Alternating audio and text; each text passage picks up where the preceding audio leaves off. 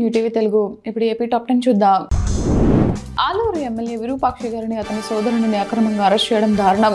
MLA గారి ఇంటికి అర్ధరాత్రి వెళ్లి తలుపులు పగలగొట్టి అరెస్ట్ చేయడం అనేది ఏమాత్రం సహించరాని విషయం. ఈ అరాచక ప్రభుత్వాన్ని సాగనంపాలని ప్రజలకు పిలుపునిస్తున్నామని వైఎస్ఆర్సీపీ మేధావుల విభాగం రాష్ట్ర అధ్యక్షుడు వై ఈశ్వర్ ప్రసాద్ రెడ్డి అన్నారు. ఆంధ్రప్రదేశ్ రాష్ట్రంలో జంగిల్ రాజ్యం నడుస్తోంది. ఆలూరు వైఎస్ఆర్సీపీ ఎమ్మెల్యే విరూపాక్షి గారిని పోలీసులు అక్రమంగా అరెస్ట్ చేయడమే కాకుండా వారి ఇంట్లో ఉన్న సీసీటీవీ హార్డ్ డిస్క్లను సైతం తీసుకువెళ్లడం దుర్మార్గం. దాడి చేసిన వారిని వదిలేసి బాధితులపై కేసులు నమోదు చేసి అక్రమంగా అరెస్ట్ చేయడాన్ని మేము తీవ్రంగా ఖండిస్తున్నామని వైసీపీ రాష్ట్ర సంయుక్త కార్యదర్శి ఆర్ఐ అజయ్ కుమార్ పేర్కొన్నారు. భోగాపురం ఇంటర్నేషనల్ ఎయిర్పోర్ట్ కి కొబ్బరికాయ కొట్టింది నేనే, గుమ్మడికాయ కట్టింది నేనే అంటూ చంద్రబాబు బిల్డప్ మాటలు మాట్లాడారు. చంద్రబాబు చేసింది ఈ రెండు పనులే. దారిన పోయే దానయ్య కూడా ఈ పనులు చేస్తారు. ఎయిర్పోర్ట్ కోసం భూసేకరణ నుంచి పరిహారం చెల్లింపు, కేసుల పరిష్కరణతో పాటు రన్వే నిర్మాణం వరకు మొత్తం చేస్తుంది వైఎస్ జగన్ గారు అనే విషయం ప్రజలందరికీ తెలుసు అని మాజీ మంత్రి గుడివాడ అమర్నాథ్ అన్నారు.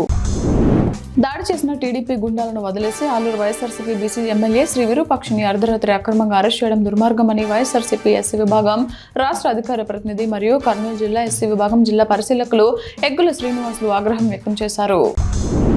భోగాపురంలో విమానాశ్రయానికి శంకుస్థాపన నుంచి ప్రారంభోత్సవం వరకు సీఎం చంద్రబాబు గారి కృషి ఉందని, ఎయిర్పోర్టు ప్రారంభంతో ఉత్తరాంధ్ర అభివృద్ధిలో దూసుకుపోతోందని అన్ని వర్గాల ప్రజలు అభిప్రాయపడుతున్నారు.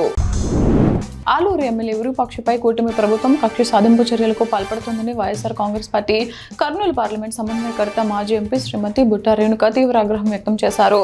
రాజకీయ కక్షతోనే ఎమ్మెల్యే గారిని లక్ష్యంగా చేసుకుని అక్రమ కేసులు బనాయించి తెల్లవారుజామున ఉగ్రవాదిని అరెస్ట్ చేసినట్లుగా నివాసంపై దాడి చేసి అదుపులోకి తీసుకువెళ్లడం రాష్ట్రంలో కొనసాగుతున్న నిరంకుశ పాలనకు నిదర్శనమని బుట్టా రేణుక మండిపడ్డారు. ఆలూరు ఎమ్మెల్యే విరూపాక్షి గారిపై రాళ్లదాడి చేసిన టీడీపీ గుండాలను వదిలేసి బాధిత ఎమ్మెల్యేని అర్ధరాత్రి అరెస్ట్ చేయడం దారుణం. మనం అసలు ప్రజాస్వామ్యంలోనే ఉన్నామా? కూటమి ప్రభుత్వం సిగ్గుపడాల్సిన విషయం ఇది. విరూపాక్షి గారి అరెస్టును తీవ్రంగా ఖండిస్తున్నామని వైఎస్ఆర్సీపీ ఎమ్మెల్సీ మంగమ్మ అన్నారు.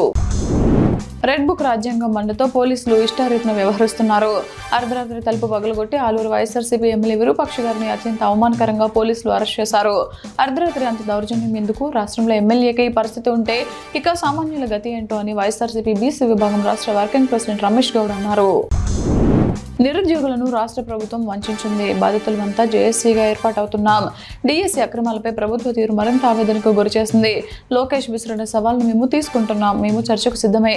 టైం, ప్లేస్ చెప్పండి, వస్తాం. మీ తప్పుడు మీ జీవోల వలన మేము నష్టపోయాం. ఇప్పటికైనా మీ పంతాలు పట్టింపులు పక్కన పెట్టి మాకు న్యాయం చేయండి. డిఎస్సీ అక్రమాలపై సిబిఐతో విచారణ చేయాలి, లేకపోతే రాష్ట్ర వ్యాప్త ఉద్యమం చేస్తాం.